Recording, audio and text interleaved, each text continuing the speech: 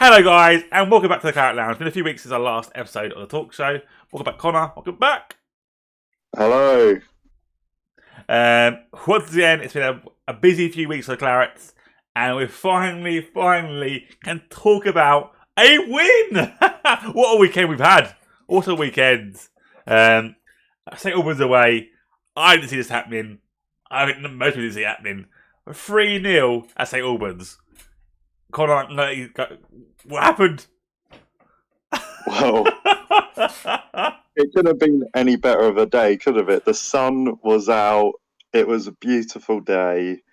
Well, I personally got up there quite early, spent the day in St Albans, and then got to the game. And I think everyone before the game was thinking, yeah, if we can get a point here, that would be good. Yeah. And then the game started, and even before the first goal happened, as the game went on, Chelmsford were getting some good chances. They were the ones putting all the pressure mostly on St Albans, and I think it's something I've seen a few times now. Is it seems that sometimes on the larger pitches, it seems to suit Chelmsford, because Chelmsford they seem to play better when they get more of the ball, and they can keep the ball down and actually play football instead of constant high balls and long balls. Yeah.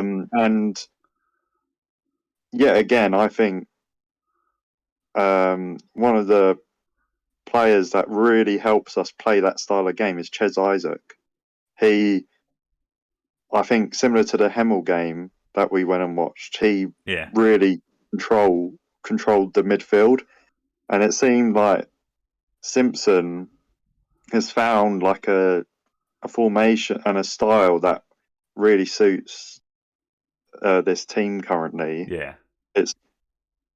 I would say it's like a 4-2-3-1, because it's typically you've got Ches and Louis Dunn in front of the defence, with Dara in a slightly advanced position, with Blackwell and Matty Rush to either side, and then Sheringham up front. And it also seems to be playing to Sheringham's advantages as well, because he's able to essentially be this target man and lay off these headers and to the side for either Rush and Blackwell to get on. And it's suddenly this system that just seems to be clicking with the team. And they just, now where we had this goal drought and struggling to score goals for ages, we now can't stop scoring them. Yeah, I agree with you. And 2 goals, 2 headers, from 2 goals, 2 headers. We scored from a set piece, I believe. We scored from a great cross Blackwell as well. And Louis' done goal. In non-league football, I've never seen anything like it. For his own half, for his own penalty area, really, it was. On the edge of it anyway. Well, yeah, I watched it. It was near our own penalty area. And what a run! I see him running up, into the box. I'm like, cross the ball, and he nestled straight into the net. It's beautiful. I think I was so shocked with it. I didn't know how to celebrate it. I was like, wow, what a goal! What a goal it was! It was amazing. And it's great to see more the goals shed up between players. I think I've said it quite a few times that I think there were enough players were getting in with the goals to help out the strikers, and Karen James scored, Sheringham scored, and Dunn scored. So I hope Dunn will get a lot of confidence for that performance. I think Dunn it took his time to get used to this level. That's probably the right way to use it. Maybe he's shown glimpses of really good play. I'd like to see a bit more of that. Hopefully next season. He's planned for next year anyway. So hopefully we can see a bit more what we've seen in recent weeks. And more consistently as well, because I think he's a good player. We just need to see that more often sometimes. Sheringham, I think, has been playing for his best football for a while lately. And I think the formation maybe helping out as well, maybe that sort of lone sort of striker at times in the middle. He can play a bit more, and it allows him to sort of be central more and not on the wing. So I said, give it criticism the other week, saying he's a bit on the wing sometimes. He's been actually more central, and we had head the ball backwards or to the sides to Blackwell Rush. So he's great. And Blackwell, this lad has got better and better and better every time I've seen him play. He's not scared of any players. He'll run his heart into the ground, He's I think he got 2 assists in that game. I think he was 2 assists in that game. I think this lad's got a bright Yeah, future. I believe it was. And I think the only thing that missing from this game is a bit more strength. A bit more strength. And I think we've got a player on our hands. I hope over somebody get a bit more strength. I think it's causing the centre backs and full backs problems with his pace already. Bit more strength. And we could have an amazing player on our hands. I think see where he was back in September to where he is now. Different player. And probably the first thing that team is Blackwell, because I think you can't drop him. I think he's a great player. He's a humble lad as well. What's great, he's a great lad. And I think Dara on Saturday had a point to prove. I think he had an injury, didn't play too much for St Albans last year's season, and you could tell he had a bit more of a. I don't know if that's a bit more, but he had an extra bit more fight in the tank. I think because going back to your former team, you could tell it is class the whole game. And for me, it's not a player that we've seen really good moments from him, but some poor moments at times as well. But I see him growing confidence and getting better and better each game. So it's great to see him. I really like to see him next year as well. If we could get him on a contract next year, I would like to see him again. I feel he's a player that will cause him problems, but needs to be playing in a certain formation that will help him. I think playing in a 3 allows him to have a bit more of a free role midfield and play box to box as well. So I would like to see him a bit more often. I like Dara. He's a nice lad as well. So I could say that the whole team on Saturday were great. Friday so were great. I think the defence were great. So I can't, Addy. I love Addy. He's a great lad. He's immense at the back. We can say Cohen James played centre back on Friday. Was immense. Imre was great.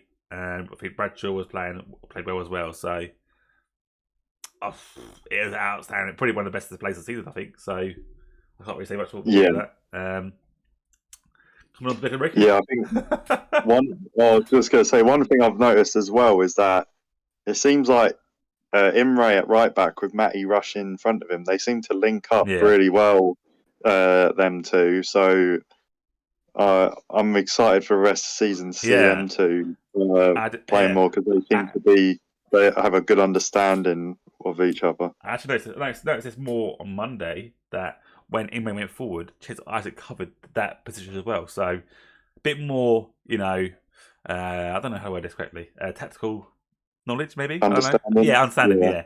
Of each other's positions as well. So I saw that on Monday more often, that Isaac would go and fill in that fullback role when Imre would go forward. So it worked really well. So, but going on to Monday, we found something that Essex Derby, a 6-pointer, must win in my opinion. And this game had a bit of everything, really, didn't it? Drama, goals. So I want to 8 goals. Yeah. Let's start off with the first goal of City. Who scored? Who think scored? Was Sheridan? Matty Rush. Matty Rush. Yes, Matty Rush. Yes! And what a goal! Sorry! I thought who scored a goal? Yes. Matty Rush! Sorry. It's such a long weekend. Matty Rush. It's got a beautiful goal. Beautiful. From hit the inside of the post when he did it, I believe. Oh. Yeah. A beautiful goal. Well, and that was actually one where, if you watch the highlight back, Blackwell actually, he actually had to use his strength there for that one, because Sheringham laid a pass through, and their centre back was coming through to try and intercept it, and Blackwell got in front of it, put his back to the centre back, and actually held him off. Yeah. Held him off the ball to allow it to go through to Rush. So, I thought when I saw that, because this was a big, strong centre back, and I'm thinking, wow, that fair play to him. He's really trying to is putting everything in, and he is trying to get. You can tell he's trying to add that to his game. I think get a full pre-season in him. Next season we could see an even improved Blackwell. But yeah, that goal by Matty Rush, he took the ball, went across to the left side of the goal, and then put it across the keeper into the far side. And what a goal and what a finish! That was a great example of a brilliant open play goal. Yeah, I think it was a great goal. It just shows you that I felt at times this year we haven't always been decisive in front of goal, and I think we gain more confidence going forward with the rushes and Blackwell's taking more shots at goal from distance as well. That's great to see. We scored more goals. He's happy. Yeah, it's good days to score goals. So going into later on in that first half, we could see the goal. I think it's quite lucky we got away with maybe the keeper punching one of their players in the keeper's defence. That I think the player went down quite easily from the alleged. Yeah. I don't. We call it a punch. I don't know. It hand to face. It might have seemed like a push, like And the guy went sort down of like hit thing. by a bus. So you know. And it's the thing. The worst thing coming out of the game was obviously that I'm going to try and use the right word here. The alleged racist comment. Yeah. I hope he's at the right correct term. Yeah. I want to say one thing about that today and say that it has no place in today's game and should not be said at any circumstances, any time, anywhere. I think it's disgusting.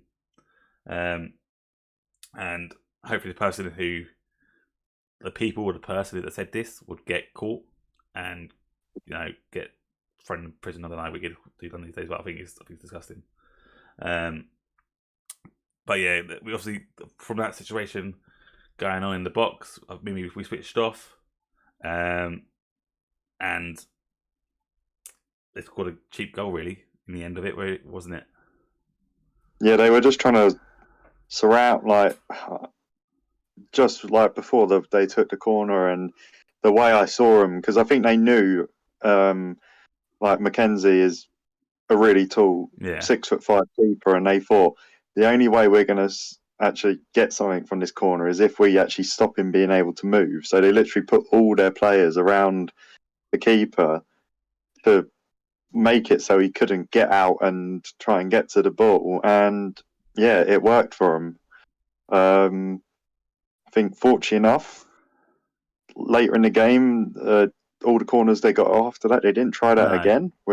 I thought if that works, I thought they was just going to keep on doing that, but they didn't, which I think was fortunate for Chelmsford. But yeah, it was quite a cheap one to concede, especially since, like, from what I've re-seen on the highlights and when I was at the game, it shouldn't have been a corner anyway. It didn't touch any of the City players, but it is what it is. Sometimes these things go for you or against you. Yeah. I think for the rest of that half, half overall, we did have a lot of other good attempts. I agree. Sheringham had one where he got sort of like a half volley or volley onto it, and I thought it was going in, but keeper, it ended up going straight into to the keeper. And then he also had another good heading attempt. I have noticed that with Sheringham, he's getting himself into these good positions now, and he is getting typically quite a few chances each game. If he can just start, I think, converting more of those, he could then, instead of being on the amount of goals he is now, he could maybe in, like, say, next season or something, he could end up becoming like a 20-goal a season striker. But it does seem like this current formation is getting him in the right positions. Yeah, and I think Sheringham is a player that has a good record and should be scoring more goals than he has this year, maybe. But he had a few injuries here and there as well, so hopefully he can come from now and get some more goals to the end of the season now. So let's talk about strikers. Dion Moore getting his first goal. I believe I heard something like he hadn't scored a goal in 5 years, something like that. That could be completely wrong. Sorry to Dion, it's completely wrong. But apparently he scored a goal in a long time. I don't know. I had 5 years, but I could be completely wrong. So probably it is wrong. But what a goal to get! Yeah, and I'm hoping that gives him a lot of confidence, and I'm hoping we can see a bit more of him for these last few games of the season, because he does, like, the way he like received it and struck the ball for that goal. It shows that he does have like a good sort of, I guess, striker's instinct, and he could potentially have a like there is something there, and especially with his height, and he looks Strength. Yeah. quite strong for the striker, which He's a is, very to fit be lad. He looks fair, like a very fit lad. Yeah. yeah, and he looks like someone that Chelmsford is actually potentially calling out for up front, because we've got an issue where sometimes with Blackwell, Matty Rush, they're great, don't get Yeah. me wrong, but they are small and they do get bullied sometimes by these big Yeah. centre backs.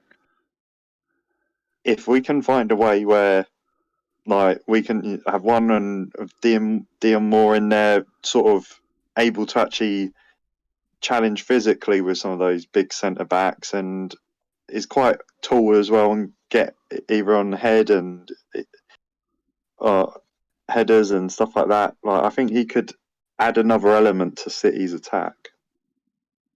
Yeah. Agree with you. Yeah. Um, I think from this goal was a great run by and great cross by Tony Blackwell. He put a few close to the keeper. That is the one he put across the net box, and he tucked it in nicely. So Blackwell, for me, like I said earlier, just gets better and gets better. And I'm looking forward to seeing him next season. So yeah, a great day on the pitch.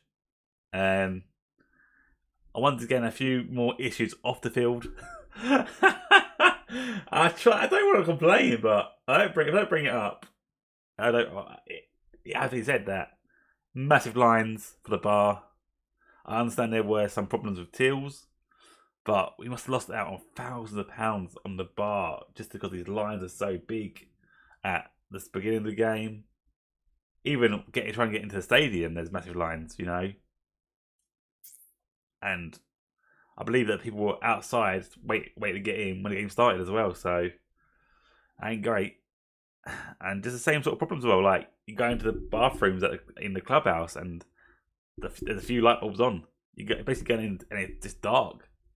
I said this a few weeks ago that we want to be a professional club, and professional on and off the pitch. Little things like light bulbs being put in and proper lit bathrooms is something that people look for.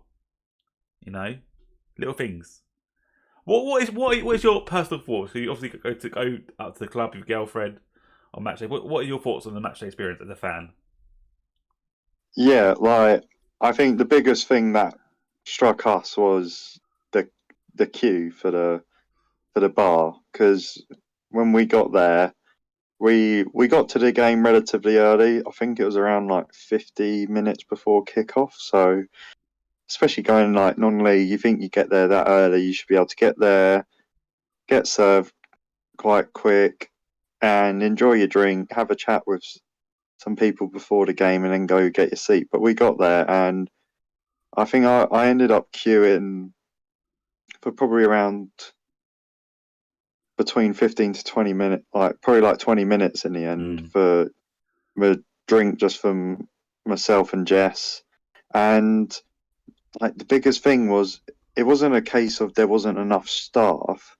It was just a case of at one point they were trying to like they only had like one or two card readers, Yeah. and then there was all the staff were having to share one till, which it was just purely what seemed to be an avoidable technology Yeah. issue, and which was, yeah, it is extremely frustrating, because it's something that's occurred at multiple home games this season, Yeah. and if it's so obvious to us, then why isn't it something that just can't be rectified? Because if you rectify that, that's something that's then going to help you generate more funds, and Yeah. whatever you have to spend to get a new till and some more card readers, Yeah. that money that you put into that is soon going to be recovered. Fortunately enough, I think we did have the supporters club bar running up outside, because God forbid how long the queues would have been if we didn't have the supporters The club. Wheeler Mill bar outside. but Yeah, run by the club. I think they do like bottles and things like that in there. Oh, well, I do bottles and things like that.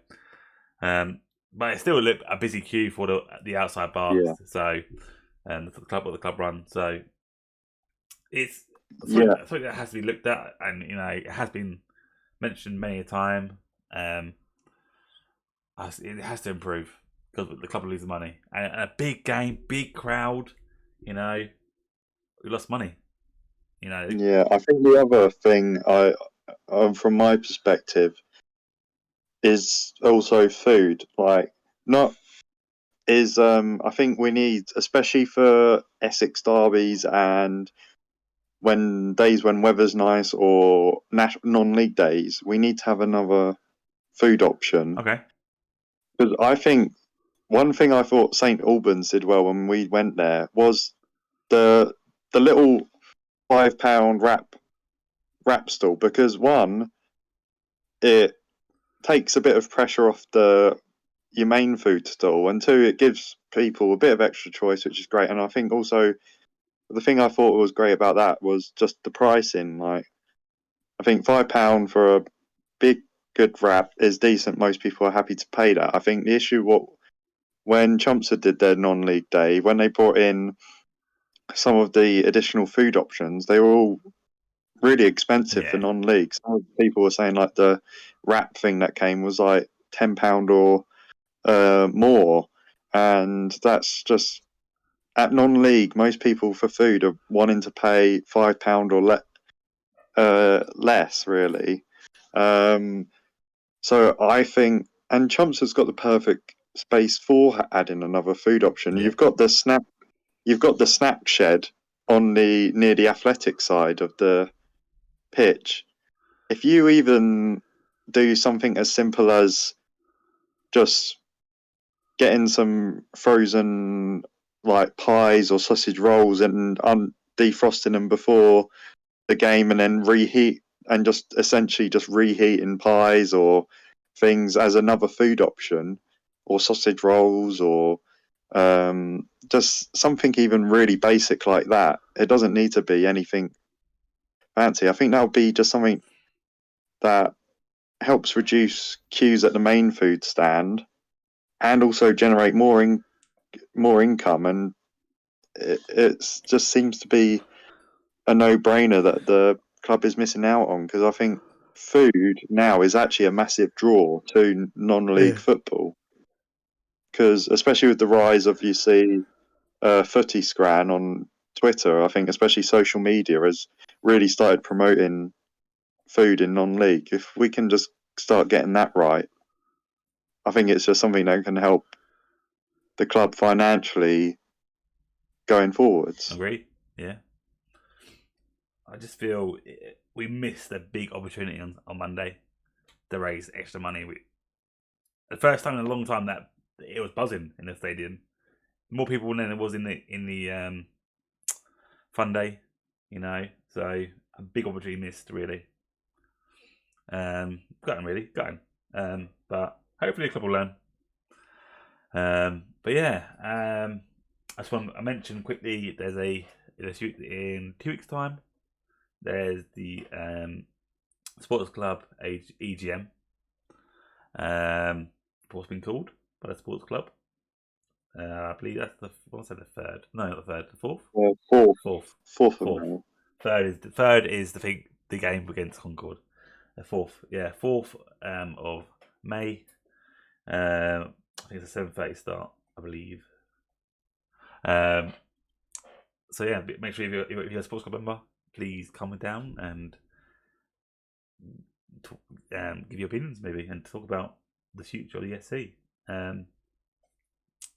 Yeah, it's been another wonderful week of Clarets, really. Everything happening. But yeah, hopefully we are now safe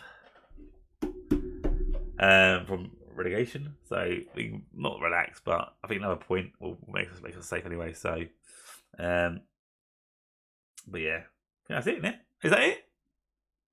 Yeah, I think so. I think quite excited to see the last few games, especially considering we've got to play the likes of Maidstone and Ebbsfleet, because I think that could be a real good indicator Yep. of what next season could be like. Yeah. I think if we can go there, give them a good game, get a draw would be massive, or even if you only like lose by 1 goal, I think that would be a good result, and I think it'd give a lot of fans hope for next season. Yeah. Perfect. Right. And also, guys, this weekend I'm going to be back with a special Claret Lounge at Chelsea City versus Slough. I have my good friend Coos92 travelling down to Scotland to join us for the game. So he'll be joining me for the original Claret Lounge on tour, but at home. Makes sense, hopefully. And we'll be having some good times. That's going to be thanks to Connor. Yeah, thanks for having me. And if you like today's content, please share it on social media. Comment if you like today's show, and subscribe. Cheers, guys. Cheers. Bye.